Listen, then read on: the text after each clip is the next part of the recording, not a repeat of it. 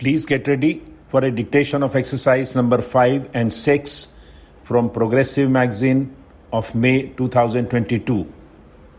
5 seconds.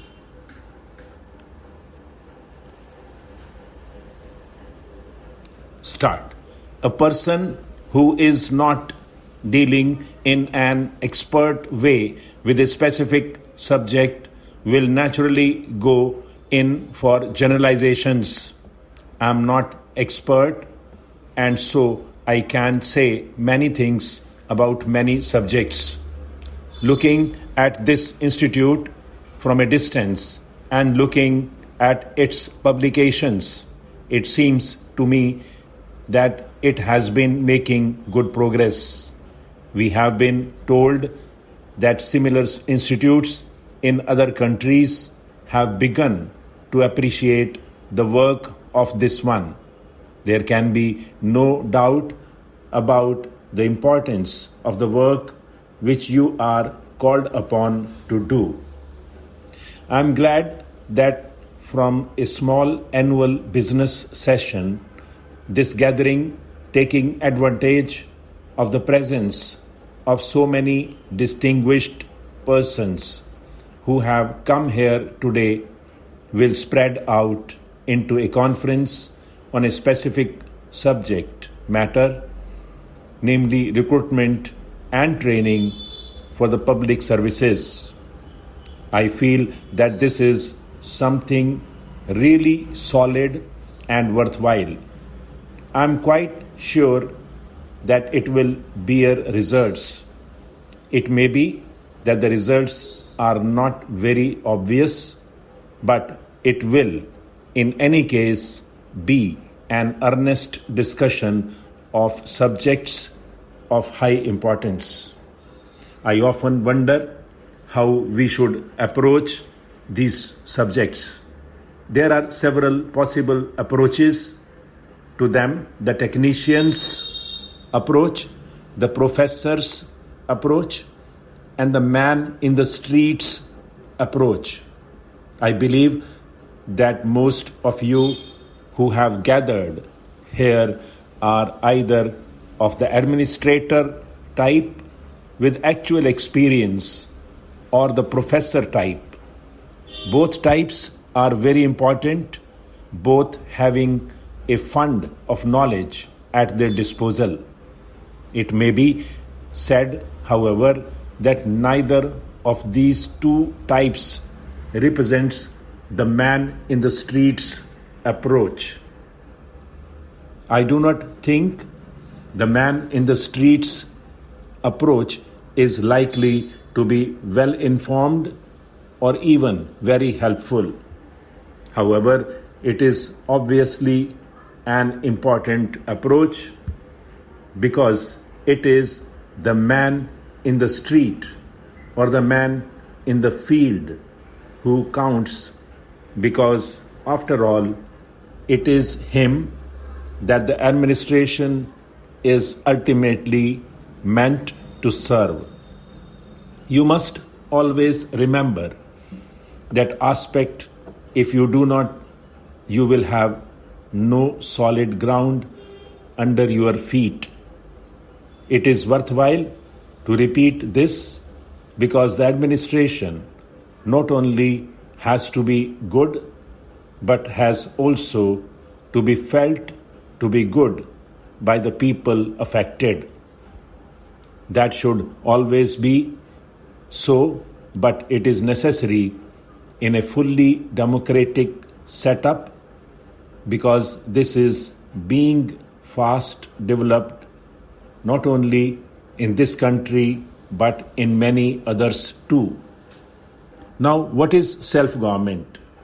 We have a parliament which is sovereign, which normally speaking is elected every 5 years. It is obvious that the vast majority of the measures considered and passed by Parliament are in a way being considered by the 360 million people in the country. If I may say so, the people's representatives tend to function on the basis of a feeling of the general pulse of the people.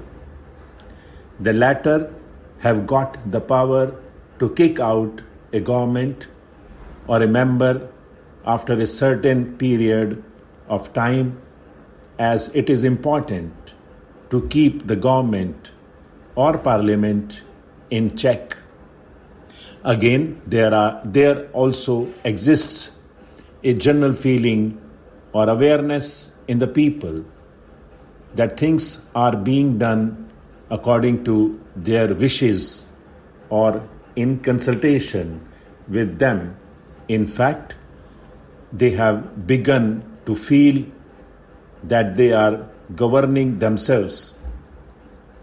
This is only partly true, but it is true enough in the sense that there is a check on the government and also on parliament, and that it can be kicked out if it went too far in any direction.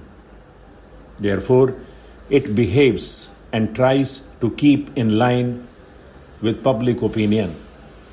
By and large, a parliament or a government does what is reasonable without really making a reference to the people, so long as it gives the impression that democracy has been preserved and that people are being consulted, that their wishes are being respected, all is well.